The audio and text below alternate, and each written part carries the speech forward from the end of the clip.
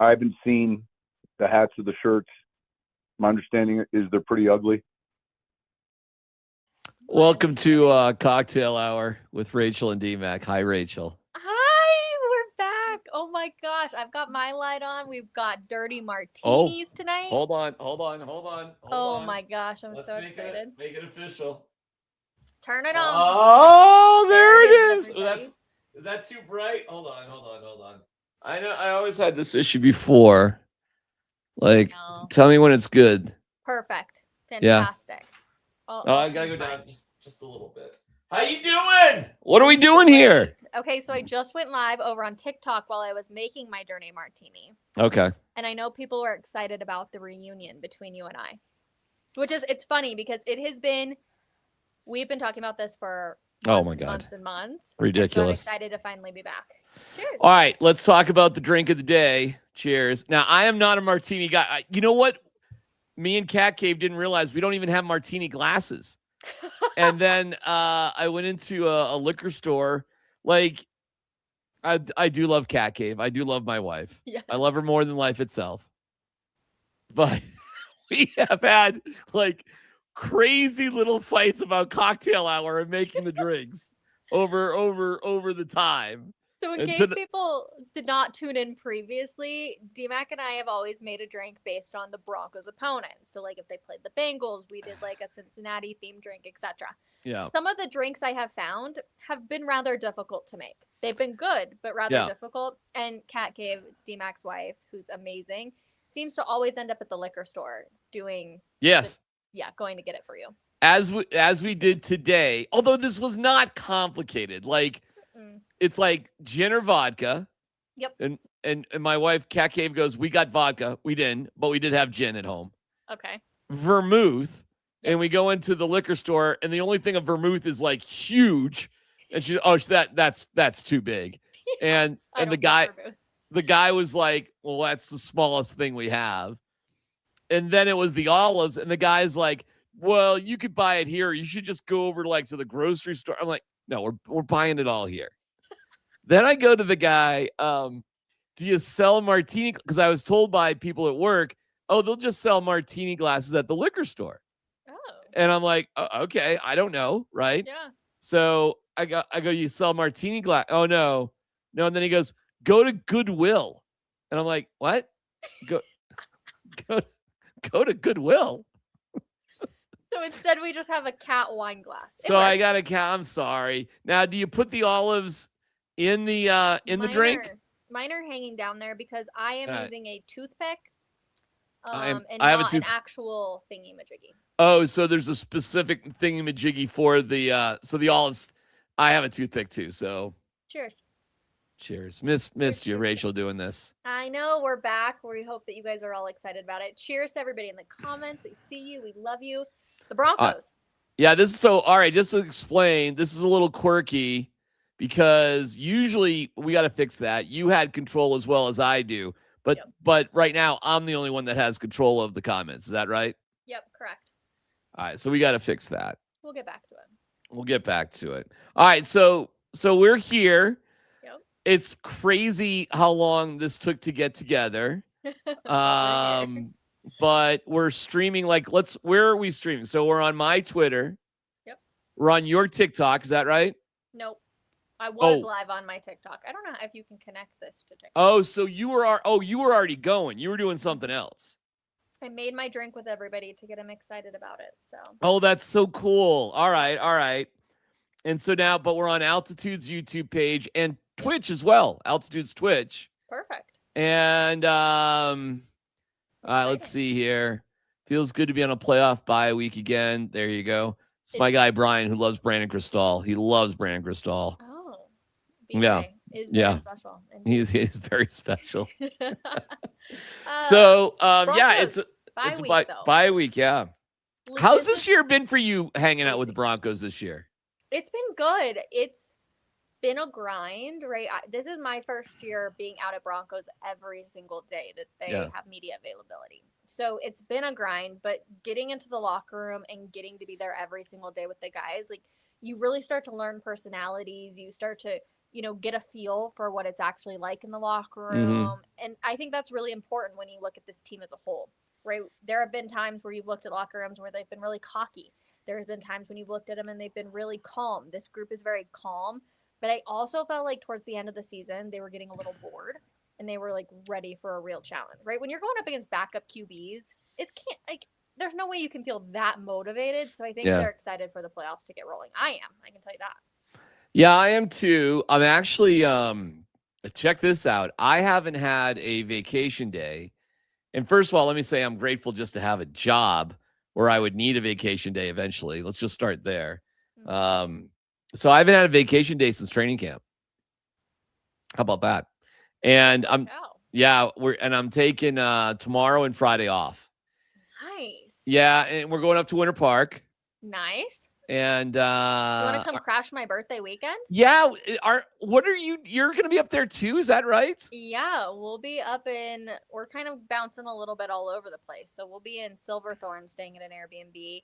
Gonna head up to Vail for a little bit, make it over to Breckenridge. Like, we're just doing everything. So well, what nights are you gonna be? What nights are you gonna be there? That'd be fun. Friday and Saturday night. Where are you gonna be Saturday? Well, where are you gonna be both nights? Do you know? Friday night we're going out with a bunch of people, so we're gonna be, like I said, like we're going into. We're doing that. Yeah. Okay. Yeah. Vail or Breckenridge? Possibly both. Oh, wow. You never know. Okay. All right. And then Saturday, we're just going to be at our Airbnb watching football, playing games. All right. Well, if I go to, I'm going to be in Winter Park, so I'm on the wrong side from you then.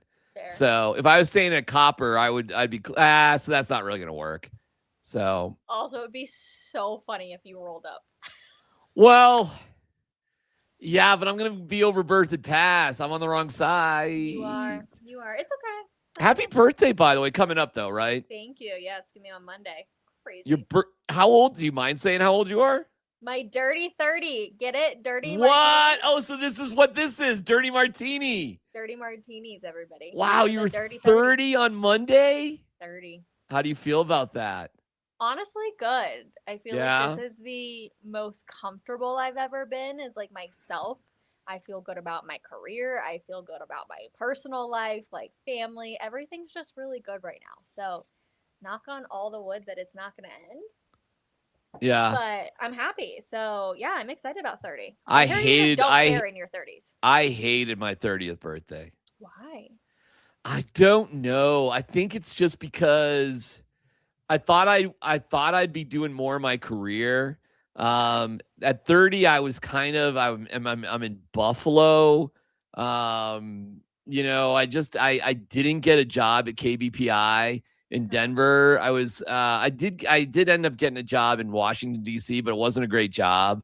We had been married for like 5 years at that point, and it was a hard one, man. I just thought I would be way more accomplished in my 20s, way more accomplished.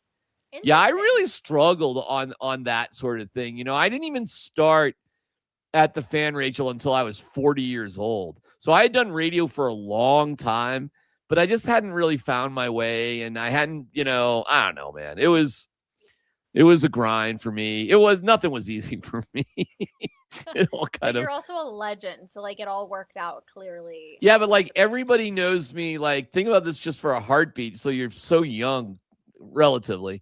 And I didn't even start in sports talk radio until I was 40. So if you say I'm a legend, and that's very, very nice of you, thank you. He is. I think everybody would probably agree with me in the comments. But it really didn't start until I was 40 years old. Not really.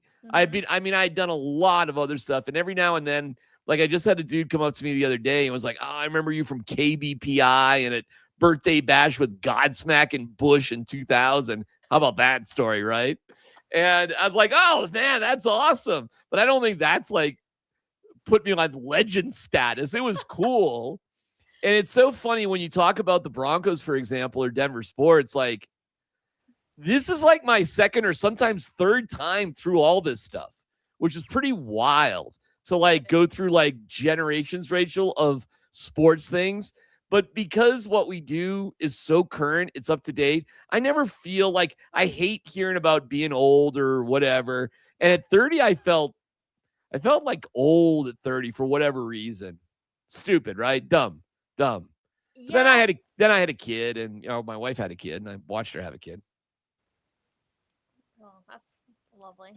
Yeah. Then you had another kid too after that. So did you feel even younger after the second one? No, and then Okay. it's funny. 30 was tough. Then you have kids. Then you have to really be a grown up, right? And then you turn 40. 40 is terrifying, Rachel. 40. It wasn't hard turning 40, but in your 40s, you realize, oh my God, I am supposed to know everything, and I know nothing. When I turned 50, it was awesome. Like 50 was great. I feel like the difference is for me is you talk to people all the time, like yourself and just other, individuals that are older than me. And they're like, I have no idea what I'm doing half the time. And then I'm like, you know what? I don't think any of us know what we're doing. It's everybody's first time living. So like, just show up every day, do your best, work hard, be nice to people. I agree. And, you'll figure it out. Happy early birthday. Thank you. That's from Cat Cave. Hello. The maker of the drink. I love it. Thank you for going and doing everything for DMac. All right, enough stupid stuff about me. 30 years old. Talk to me. 30. Like, what's life been like for you in sports? Let's just take it from there. Like, what have you gleaned? What's your reflections on that? Well, I've been so lucky because most people like yourself don't get to start out their career in Denver. Right. I really did, worked my way up, and I've been able to cover the Avs when they won the Stanley Cup a few years ago, the Nuggets when they won their first finals, now going into the Broncos, hopefully going to chase a Super Bowl. I've been really, really lucky. I've done a lot of cool things. I went to the bubble with the MLS squad with the Rapids. Right. It was cool. So I've done a lot of really cool stuff. So I don't take it for granted at all. You, of course, always want to do more, 100%. But I remind myself every day, no matter what, I'm still covering an NFL team and the team I grew up on that got me into sports. Yeah. So I consider myself lucky. But I'm happy to be doing this here with you, like a friendship. Well, when you hold on, time out. Let's back up. We did the Stanley Cup and the NBA Finals together. We did. We've done it all together. Isn't it crazy? Well, we got to get to the. I've been to a couple. I've been lucky. Have you ever been to a Super Bowl? Period, like a Super Bowl. I went to Arizona a few years ago and did Media Row, but not the actual Super Bowl. I flew home the morning of the Super Bowl. All right. Well, listen, Rachel, we got to figure this out with you and I for the Super Bowl. And I've been lucky to cover many just Super Bowls. Yeah. And in 2015, it was. I got to do it in 2013 too, Rachel, in New York, and that sucked. It had to be a bummer. That had to be really hard. It was exciting that the Broncos were there for sure, but New York just was a lousy place for a Super Bowl, and the weather was brutally bad. I mean, so bad that whole week. The game itself, actually, the weather was all right, but we were staying in Manhattan, which on the surface is cool. And we were staying in the Media Hotel, which definitely was cool. And it was near the Ed Sullivan Theater and David Letterman. So if anybody's familiar with New York and maybe I don't know, a mile or so away from Times Square, which again, is cool. Yeah. But so you knew this. Can I say something? I think Times Square is the most underwhelming thing ever. Okay. Well, let me tell you, for the Super Bowl, if you were in the Times Square area, fine. Mm-hmm. If you went one block away from Times Square, you would not know the Super Bowl was in New York. Really? Because it wasn't, first of all. It was in New Jersey. And, New York's such a big place. And there's so many things going on. Mm-hmm. Even a Super Bowl doesn't feel that special. San Francisco's weird because the game's in Santa Clara, which is I don't know, Rachel, it's from Denver to Fort Collins. Yep. It's that kind of distance. So, well, and for people that don't know, the team stays far away from all of the activities too. They are in a hotel that is miles and miles and minutes away from everything else exciting going on. So if you're covering an actual team there, you are having to drive to the team to where their practice facility is at. It's not like you're in the woo, all of the big ESPN, NBC, FanDuel, everybody else got Media Row. Like, it's very separated. Yeah, well, and the key there is if you just get on the buses, you get a police escort through San Francisco. Which is pretty cool. Yeah, oh, it's unbelievable. I mean, if anybody's driven in Northern California traffic, it's oh my God. And my son went to school at West Valley Junior College playing baseball in the San Jose area. So I've been there now. Now I've been there like a ton. Mm-hmm. It's a nightmare. So San Fran was great though, because it's funny. Here's this. Can we do the whole Super Bowl pre-party though? Both were quite the experience. Yeah, check out what we did, Rachel. And this is something we probably should do again. Okay. And it was Alfred Williams that said, hey, we got to do this. I was like, oh, okay, I don't know. I have the same pool as Alfred, so I'll definitely get this approved. We held a party, and we did do this in New York and packed a bar. So, and it was like, I forget what the price was to get in, and you got food and drink, but you got to hang out with Broncos fans. So Alfred planned this party. This was crazy. Maybe the bar fits like 600-700 people, and it was in San Francisco. It was not in Santa Clara. And for 2 nights, it was packed from like 6 p.m. to like close 2-3 o'clock in the morning.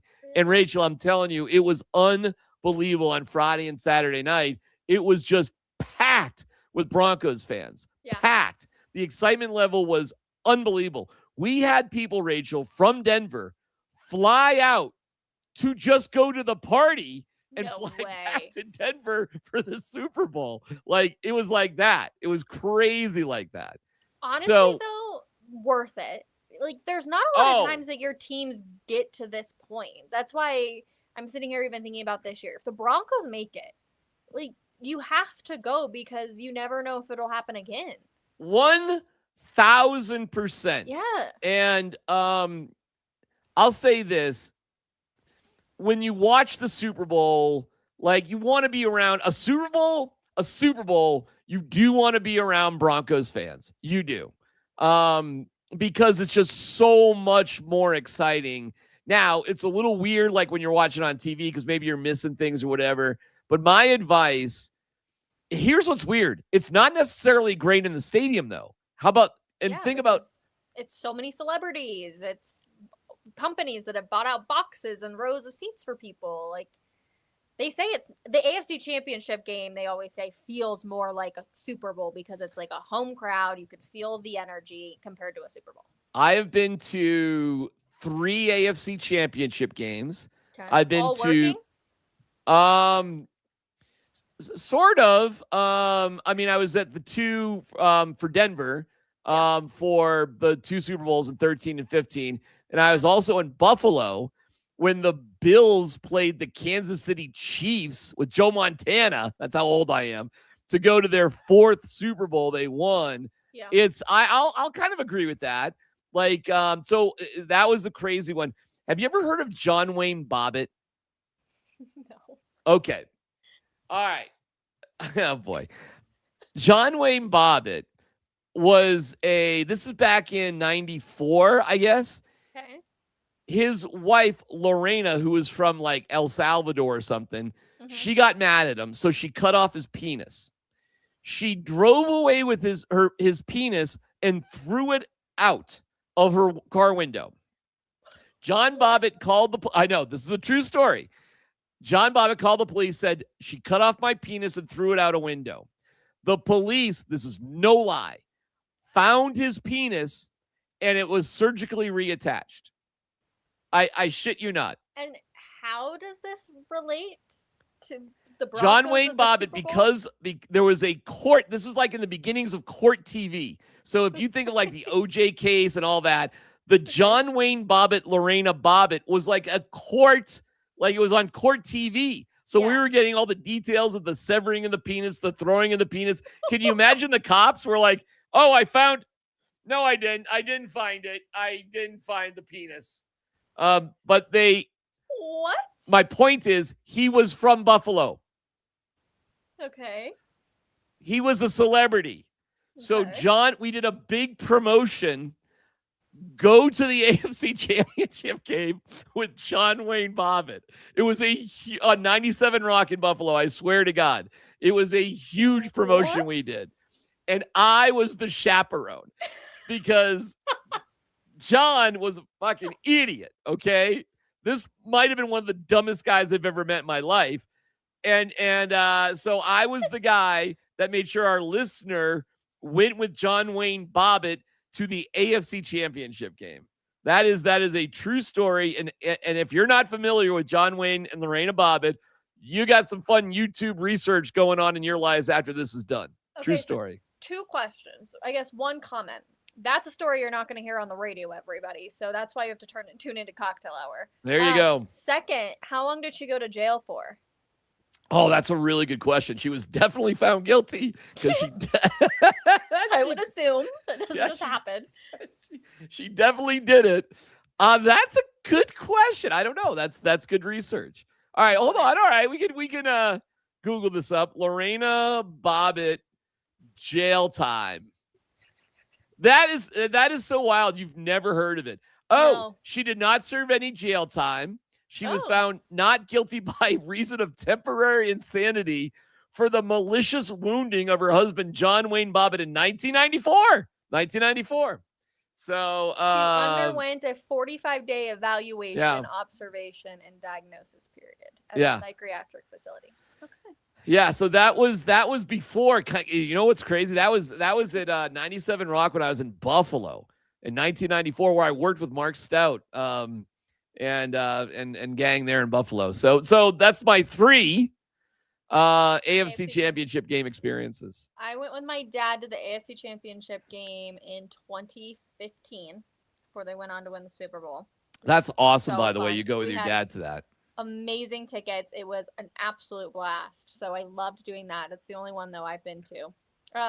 Question, though. Always go Broncos. Yes. Does this year feel weird to you? And I'm not sure if this is because I'm in the locker room or not, but this year just doesn't feel like the playoffs. Like, I'm trying to get myself very excited for it. Yeah. But everything around it just feels very weird. Like it's not actually happening. Do you feel you do obviously an amazing job doing the Mile High post-game show on Altitude TV that I am the Cub reporter on. By the way, if you've never tuned into it, it is so funny. DMac's a hoot. Random people talk to him all the time, which is hysterical. And 2, you are just such a non-BS human. Like, you tell us what actually happens. And I think we all appreciate that. I love that. I was in the locker room and the post game, and Rachel, you couldn't tell if that was game week 18 for the number 1 seed, which it was, or it was week 5 against, whoever. You couldn't tell. And, I think that's good. I think that's ultimately good because one of Sean Payton's mantras is we're going to have bigger games to play. Fair. So, okay. But all right. Just the fans, it feels like, I don't know. I just remember for Super Bowl 50, and we're obviously not there yet, but I just felt like everywhere there was Bronco stuff all over the place. And, downtown was decked out in Bronco stuff, and it just doesn't feel that way right now. Like, things just feel weird. Yeah, I think there's a hesitation, Rach, because the offense is just struggling. Yeah. I'll let you know. I was talking to some pretty big inside Broncos people. Okay. Can I take a guess don't take a guess. Don't even take a guess. Don't even take a guess. You think I could take a guess if I were to just think in my head? Yeah, just think. Yeah, just think in your head. You're right. Okay. You got it. You nailed it. I got it. You nailed it. And they know. They know, like, so it's nobody's got their heads buried in the sand. Like they're concerned that the offense isn't a little bit more prolific. And I think the general consensus, even behind the scenes, is there's no way they're going to win a Super Bowl with the offense playing like it is. So I think that explains the overall malaise of what's going on. So then, and I've asked a lot of people this question.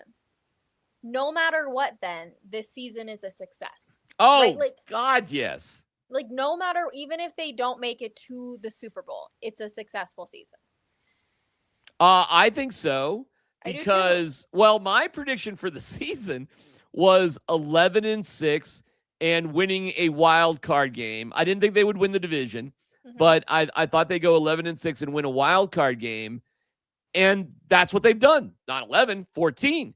Win a wild card game. Rachel, they did it. I mean, we did it. It is so weird to get a bye. It's happened 9 times in their history. But don't tell me that, oh, Bo hasn't won a playoff game. No, he has. He has won a playoff game because. I mean, kind of.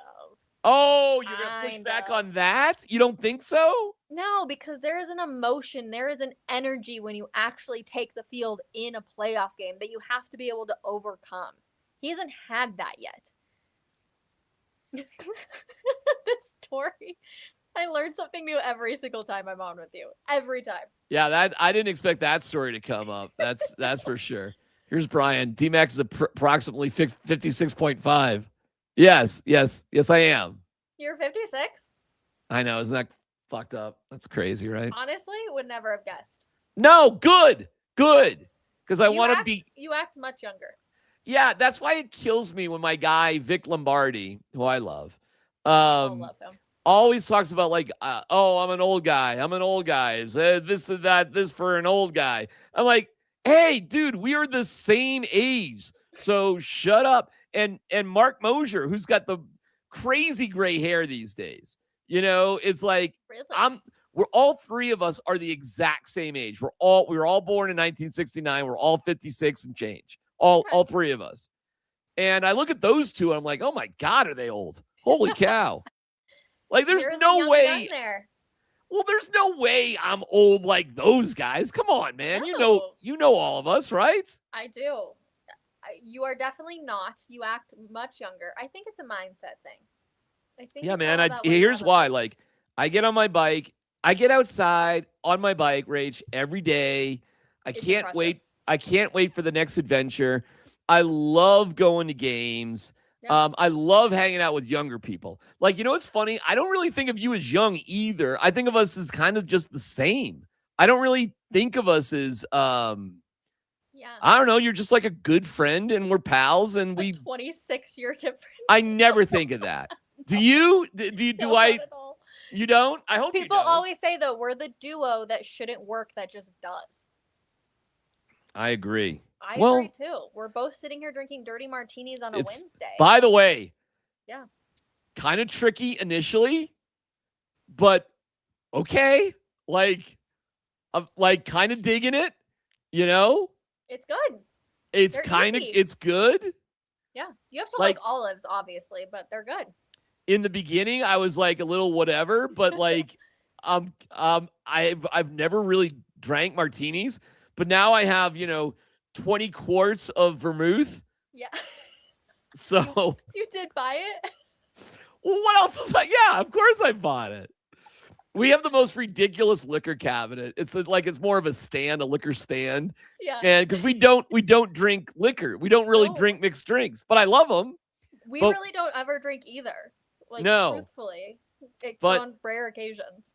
I know. So you're a bad influence. But cocktail hour. Cheers. Dirty 30 is, I'm kind of digging it. Everybody on Monday, have a dirty martini for me. Cheers to that. Who are you most worried about the Broncos playing come next weekend? Houston, which next weekend. That's what I'm saying. That's such a good question. All right, let me tell you. Let me just break it down because there's four teams that they could play, right? Mm-hmm. First of all, Steelers. Are you kidding me? Yeah. Best thing that could happen. Yeah, that's the best. That's number one, right? That's easy. That's an easy game. Yep. I think number 2 easy game is the Chargers. When I was studying and looking at the Chargers, Rach, I think even with Herbert, they've had other injuries, especially on their offensive line. Mm-hmm. Herbert took 5 sacks against the Texans. The Broncos sacked Trey Lance 4 times, and come on, how did Benito not sack him that one time, right? When Lance got away, and even Sean Payton said afterwards, like he couldn't believe that it was only 4 sacks. I agree with him on that. Mhm. I'm just not afraid of the Chargers whatsoever. Tony Jefferson can, suck my fat one, as they say in Stranger Things. And I don't care about them. Number Really? 3 would be the Texans. So the team I'm most afraid of coming in here is the Bills. Really? So Yeah, go ahead. I'm so nervous, and I'm every single game. If you watched any of my videos, you always saw me be like, "I'm really nervous about this game," because you just never know. Also, yes, digging the show. Thank you. Every Wednesday we'll be here. Yes. Every single week, because I never knew what offense was going to show up. I was nervous. So let me tell you, I'm nervous for no matter which team. Funny enough, the Chargers scare me because of Sean Payton. And Why? I do think that Sean sometimes, well, every single time, he plays a little bit of a mind game, but he has only beaten Harbaugh once, and that was last weekend here with the Broncos. Right. And I do think that there is a little bit of a mind game when they have all of their starters and everything. I mean, literally, the Broncos their Broncos offense did not score a touchdown. Do you know how bad that, you can't stop Justin Herbert to that level for him not to score a touchdown. So that stresses me out. Josh Allen stresses me out.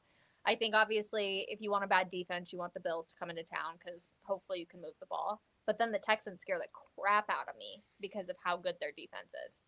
So I don't know. Regardless, I'm so nervous. Best case scenario would be that the Steelers go on and beat the Texans. That would be. That's kiss. Yeah. Hallelujah. Yeah. Good. Yeah, so New England New England beats the Chargers. Jaguars beat the Bills. Do you think that the Patriots are a fraud? Oh man, their schedule is so soft. Have you seen who they actually beat this year? It was like nobody. So. But what do you think? Okay, then this sounds bad in Broncos country. Please don't be mad at me. Are the Broncos frauds?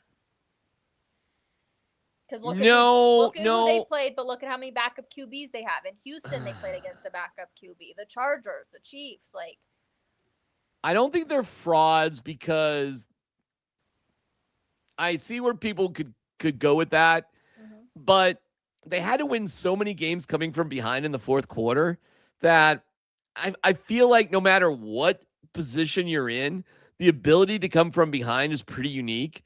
And so, no, I don't think they're frauds. And I think the Broncos defense, I mean, obviously we're more talking about the Broncos offense than anything.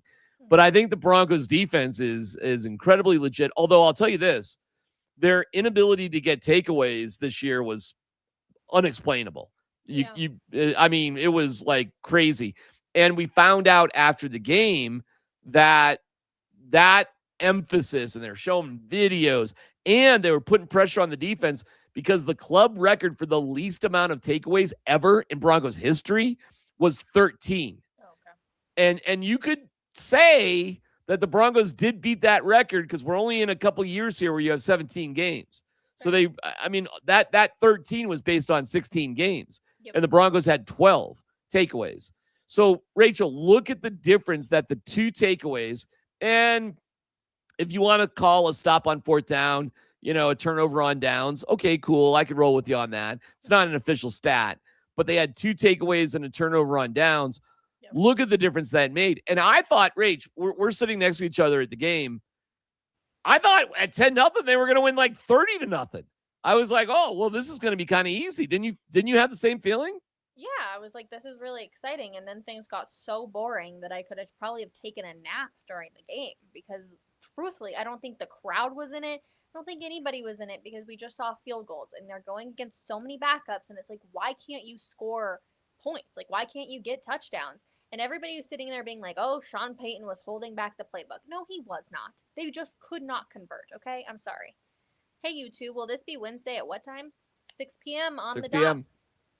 But 6 p.m. Yeah, Sean, we'll try our best to do this every Wednesday at 6 p.m. Yep. We'll figure that out.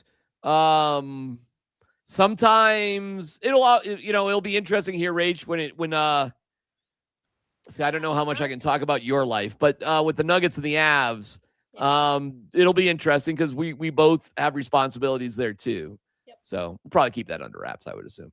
So, but it's going to be exciting, don't you think? What's coming up in the spring? I can't wait. The fact that they're calling Nikola Jokic's injury not as serious, we're all thinking like, hallelujah, get back as like much time as you can. But also the Nuggets they're still doing things out there. The game the other night was insane. No one expected that. How about this comment, Rachel? She's obviously not pregnant. Definitely not pregnant. Yeah, she's obviously been drinking a lot already. Yeah. Right. Hey, I can tell you there's only 2 shots in here, and that was it. So when cocktail hour and we're drinking faux cocktails, Yeah. Although, how would I know the difference? Well, if you watched my live on TikTok, then you would have saw me use actual vodka. So I guess then you could know. But that is fantastic. Pregnant, have not been drinking a lot already. Just excited to be back doing this show. It's been me too. Dearly Me missed, too. That's for Me sure. too. All right. So, what other stories from the locker room here? And you guys are hilarious. We are hilarious. Here's what I love about working with Rachel. We're having a little bit of a reunion here. I get to talk with Rachel different than I get to talk with anybody else, period. Like, and I think sometimes Rachel and I have like more in common than anybody else that I'm buddies with in the sports industry for a million different reasons. So it's fun.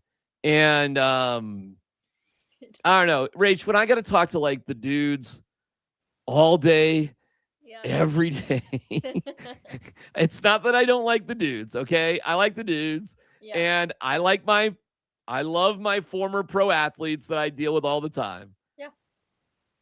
But after a while, so I do love them. I do. Yeah. But we get to, I don't know. I like it. I think it's a little different. It's a lot of fun. So yeah. Plus Rachel's actually there, everybody. She's actually in the lot. She's there. She's there way more than I am. And so was this really the most, I guess it was, huh? Like the most that you've ever been. See, I have done that. And I did that for many, many years. Like, 3-4 days a week at the facility, in the locker room, around the guys. I have done all that because the Broncos, by the way, the Broncos used to do their locker room and practice way earlier in the day. This whole like Sean Payton thing is much later than it had been. It used to be way earlier. Some years, Rachel, they did all the open locker room and stuff before practice. How about that? They did all that before practice. Yeah. So under what coach? Oh my God. Oh Lord. I don't know, man. I go way back. I go back. I've been through. Wow. Can I name them all? Shanahan was my first guy. McDaniels, Studesville for a couple games. God, was it practice though? Fox? Okay. Kubiak. Was it Hackett after Kubiak? No, VJ. Oh my God, VJ Vic. Fangio, who I couldn't stand. Hackett, and now Peyton. Wow. So like each one of them, Rage, you asked me like who it was. I don't know. I don't really remember. Kind of blend together a little. It does. It's like what did I just riff off? Like 8 dudes? Like, dude. They've had like twice as many QBs in that time. I don't know if I could I name all the quarterbacks I've covered? Oh my God. I couldn't. You want to give that a shot? Go for it. See if I can give it a shot. All right. Well, Elway, like starting guys who started. Okay. Yep. So Elway, Greasy, Bubby, Farrat. I don't even know that one. Gus Farrat, and we were buddies. So back in my KBPI days, we had the Gus Farrat show because we figured like, well, we'll have the backup quarterback show. We probably don't have to pay him anything. But his wife, Annie, and Lisa McCaffrey at the time, as well as Denise Nalen, were all buddies. So we used to have Annie and Lisa, this back in like 2000, 2001, like on our show all the time. Yeah. And they used to invite us to their house when the Broncos had road games. So I was hanging out with like Lisa McCaffrey and Christian when he was like 5, like Lisa's at her. hilarious. Yes, at her house. She's so funny. She's great, and her and Ann were great friends, and they were a hoot, man. So that was like me, Willie B, Mark Stout back in the day. Yeah. Anyways, so Gus was her husband. Annie's husband was Gus. Okay.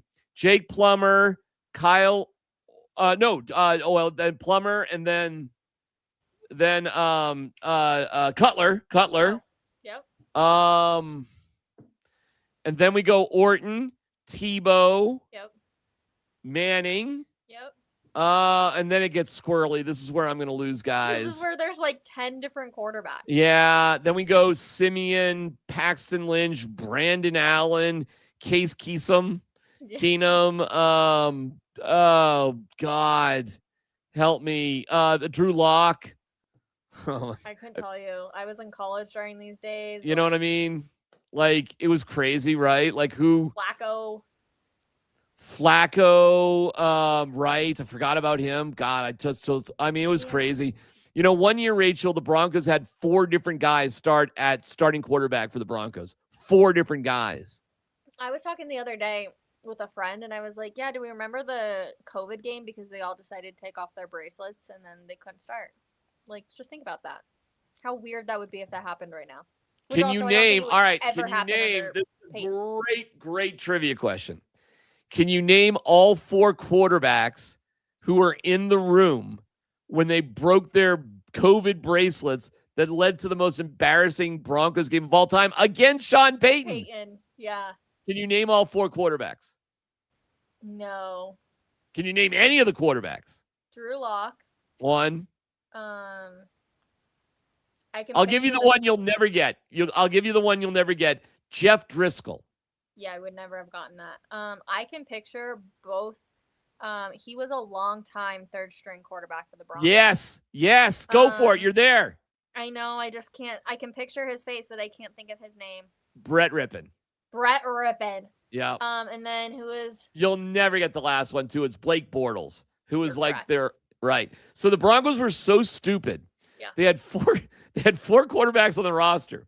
And the Buffalo Bills told Mitch Trubisky to like go to London or, go somewhere else. Just stay at home just in case. The Broncos didn't have to have all 4 guys there. They could have told Blake Bortles, Rachel, to just, we'll send you the plays, work out on your own. You know what I'm saying? Like, whatever. No, the Broncos decided to break COVID protocol and have all 4 guys in the room. Yep. And the story was they were doing like extra studying, but like you're on film. The Broncos already got Vic Fangio got fined for not having his mask. Yep. Like Elway broke some rules there too. Like this is the shit that happened, Rachel, before you had great ownership. You had no ownership back then. Fair. You had nothing. And it led to the most embarrassing game of all time. It was awful. Yeah. Against Sean Payton. Yeah. Crazy. Let me point out why that story matters the most.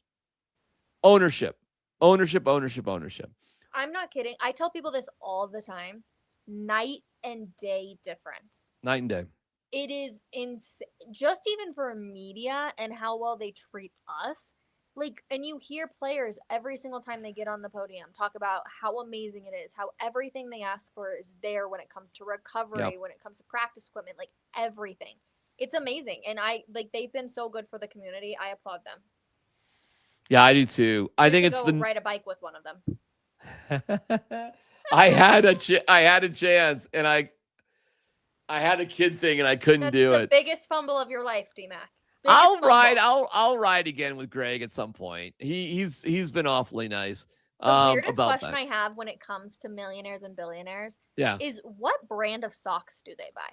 Like, do they care? Right? Like, are you buying really nice socks, or are you just getting them from Walmart? That's my question I would have for them. That's an awesome question. I love that question. I'm just curious. I don't know. I don't either. I don't know. It's funny, like with Greg, I got a good relationship with him, and we talk about a lot of stuff besides. We hardly ever actually chit-chat about football and whatever, because he's into a lot of the same crap I am. He's a great cyclist. He loves skiing. He's into climbing. I mean, everything he does, though, that I do, it's like what I do times 100. Like, I climb 14ers. Cool. I climb Mount Everest. Oh. Yeah. I go on bike rides. Awesome. I ride to the top of like Mount Blue Sky, 14,000 feet. I'm like, oh, okay. I have a job. I own the Broncos and Walmart. Yeah. And it's interesting. But I will tell you a quick little story. So a couple years ago, I had very like a metaphysical sort of Zen sort of like, do you remember when I was just like, I'm going to ride my bike from Lone Tree to Aspen? Do you remember when I did that? No. Yeah. You rode your bike to Aspen? Yeah. So I love the How long did it take you? 4 days. And I was watching the Tour de France. And what I noticed, Rachel, is that. Hold on. What year was this? 2 years ago, 2 summers ago. So pretty recent. Where was I? That was a weird time with me and you. We did have a weird time. You and I had a weird time. Was this after you got fired? It was after I got fired. And you didn't invite me to your wedding. And to be fair, I didn't invite anyone to my wedding. I know. But it was like, I think if we were still doing coffee break and all that stuff, I probably would have got invited to the wedding. Yeah, you probably, like, right now, you probably would have got invited. Right. But like, it's okay. It's okay. I'm not angry whatsoever. We just had a little, it's always weird when you get fired from a little bit but never angry, never upset, never for a second. But like, we're just waiting to be reunited again. Right. We're waiting for you to get fired. And, I'm kidding. then, which happened, of course. And, anyways, whatever. I'm who cares? Okay. But I was going through just like a little, I had moved, right? We had sold our house for 20 years. We moved to Lone Tree. I live in a much smaller place, but a great place. Love my place. Would love to have you and Anthony over sometime. Would be wonderful. Yeah. And I was watching the Tour de France kind of like just a moron. I was like obsessed with it. Mm-hmm. And I was noticing they only ride their bikes for about maybe 4 to 6 hours a day. So I was like, well, wait a second. I can't ride the distances of those guys in the Tour de France, obviously. But can I ride my bike for 4 to 6 hours a day? Like, can I do that? And I was like, I think I can do that. Like, I was in the right shape. And I was like, I think I can do that. So I kind of looked at a map and I'm like, well, if I ride 4 to 6 hours, I should cover X amount of time. I think I should be able to ride to Aspen in 4 days. If I go 4 to 6 hours a day, like 40 to 60 miles a day. Yeah. And so I said, okay, I'm going to do it. But it was so weird. Like, who do you even tell about that? It's so weird and odd. And this is crazy. so what I did is I rode, one day I rode from my house in Lone Tree to Idaho Springs, which was really fucking hard. Really. Well, because to go, like, I don't go on I-70. And so to go there, you have to go like through like near Red Rocks and you go up to Evergreen and then you pass through, there's big, huge mountains, like on the other side of I-70 to Idaho Springs. It's Rachel. It was so hard to do. Did so you have hard. Bojo's Pizza that night? I had no place to stay. I was going to stay in a hotel and, but then I was like, I had made no reservations, none. I was just doing everything from the seat of my pants. So I ended up finally, it was 6+ hours and I got lost a couple times and I ended up walking down dirt trails. I mean, it was a little bit of a disaster, but I eventually got to Idaho Springs. Okay, hold up. Yeah. With all of the technology we have, you got lost? Yes. Yeah, because it shows that like when you do a bike path, listen, there's probably better ways to do it. I'm not going to lie. But at least the way I did it, it showed, you have to get off your bike. And I'm like, well, I got a good bike. I don't think I have to get off it. Oh, I had to get off it because it's like boulders, rocks, dirt road, where if I had just like stayed, but it wasn't on the directions. So I needed to just like cheat the directions a little bit and I would have been fine, but I didn't because I'm a moron. So I'm walking down like steep dirt boulder roads with a bike on my shoulder for like a mile and a half because I'm a moron. Anyways, I get to Idaho Springs and I'm like, well, do I spend money on a hotel? So I call Cat Cave and I'm like, well, because I'm only in Idaho Springs, Rage. I'm not that far away. You're it was like just 45 minutes away. Yeah, it was just like hard to get there on a bike. Yeah. It's not hard to get there, period. It's easy. Yeah. So my wife picks me up And I go, well, what? She goes, what are you going to do? I go, well, why don't you just take me home? So I thought to myself, well, it's like the Tour de France. Who cares where you sleep? It doesn't matter where you sleep. I wasn't backpacking. I was just taking a tour. So I said, as long as I start the next morning from wherever I stopped, I'm kind of okay, right? Like, okay, fair. Right. So the next morning was hysterical because my son was living with us at the time. And my wife had to go to work or whatever.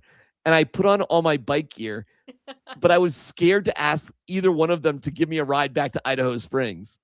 So my wife, you'd have to get her perspective. Scared to ask your sons to drive you. I'm sitting in my bike clothes. Think of all the tight bike clothes. It's the summer. I'm sitting in all my bike clothes. Like, will somebody drive me to Idaho Springs?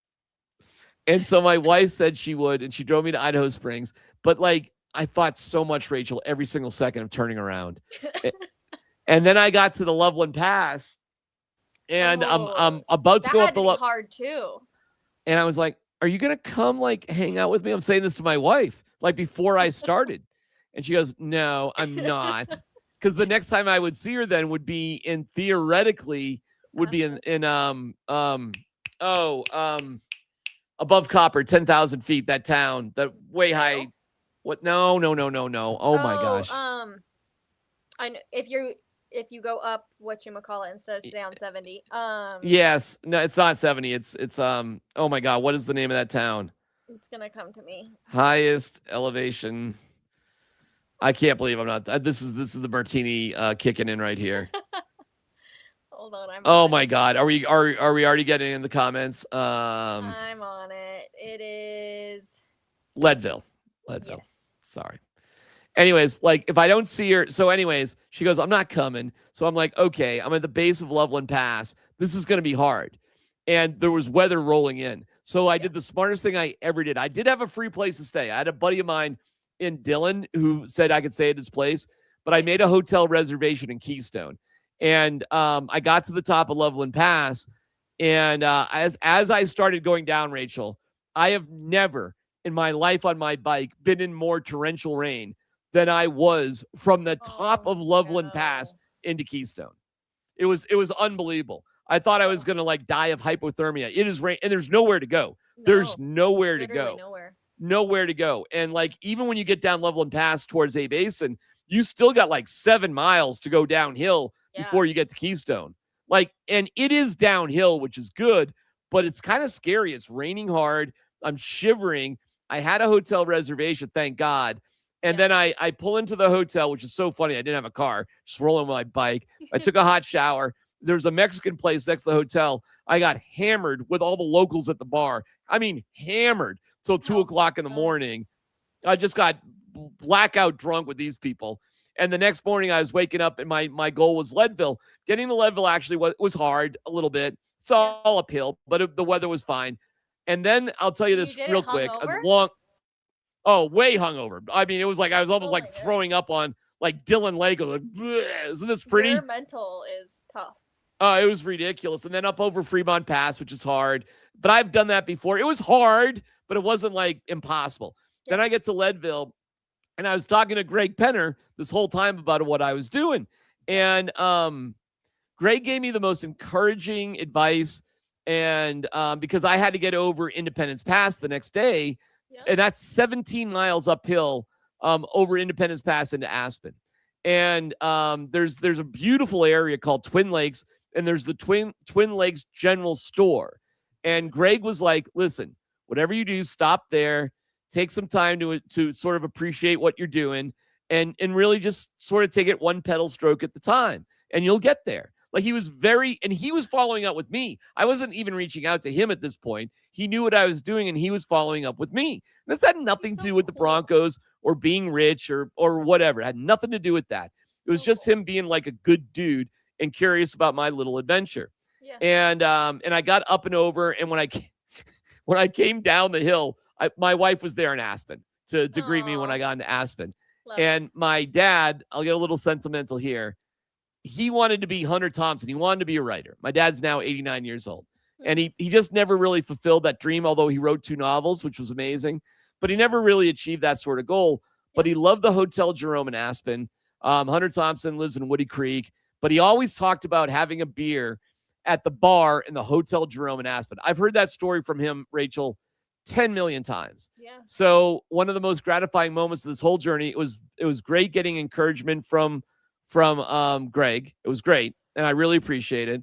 And then I went to the hotel bar at the Hotel Jerome, the bar at the Hotel Jerome, and I had a beer. Actually, I sent you that picture. I sent you 10 million pictures. One of them was like me having a beer at the Hotel Jerome. Yeah. And that was a salute to my dad.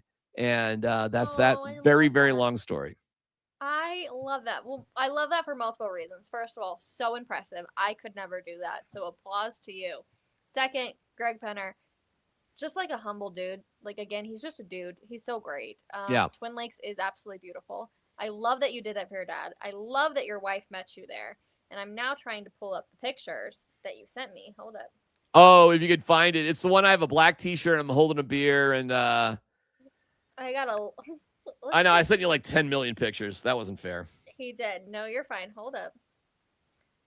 No, first of all, I just need to show everybody this picture. This cracks Eric Decker up of DMac and Eric Decker. He's just chilling there. I told you I used to cover the Broncos. I told you that, right? I used to be in the locker room. He's funny. Him and his wife, Jessie Decker, are hysterical. Yeah. I'm trying to see. Oh, this one? That's it. That's it right there. I almost used that on our thumbnail today. That's at the Hotel Jerome after that bike ride, after 4 days on my bike, going 240 plus miles over 4 mountain passes. That's impressive. I couldn't do it. By the way, there was no planning with this trip, and I don't know how to change a tire, which is pathetic for somebody who rides their bike as much as me. Like, Rachel, you realize if anything went wrong, I was screwed on this entire trip. You would have been hitchhiking to the nearest mountain town. I don't know what I would have done, but to be fair, if you can hitch like anywhere that if you had to try and hitchhike somewhere, the mountain towns are the best because they would all be like, totally, hop in the back of my car. Have you ever picked up a hitchhiker? Yeah, I have. But I can't as a female, but I know a lot of people have. Well, but I grew up in a really small town. Like I grew up in Rachel, I graduated with 135 people. Really?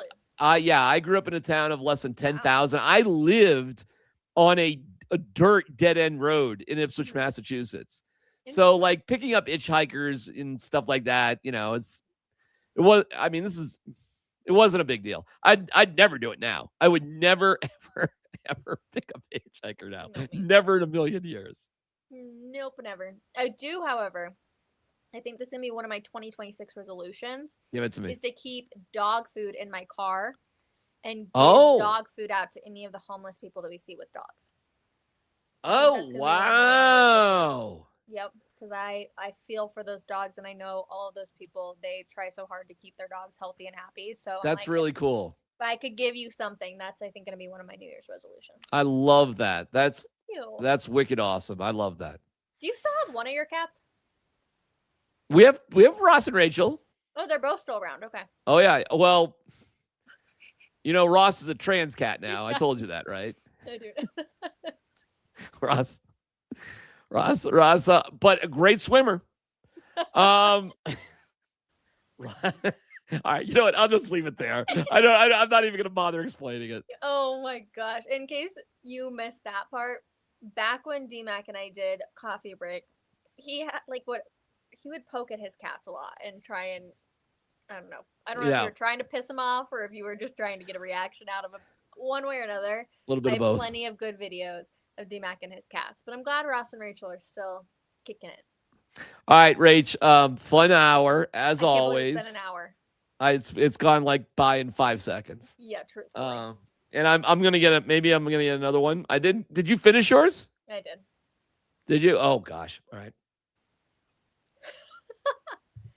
Also, Nuggets. Real quick check-in. How was scored? 1-point game. Unbelievable. 89-90. How much time's 89-90? Fourth quarter?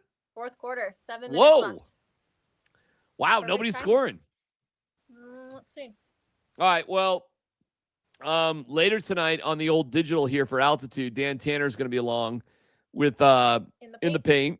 Usually I join. I might be that might be kind of interesting if I join that later.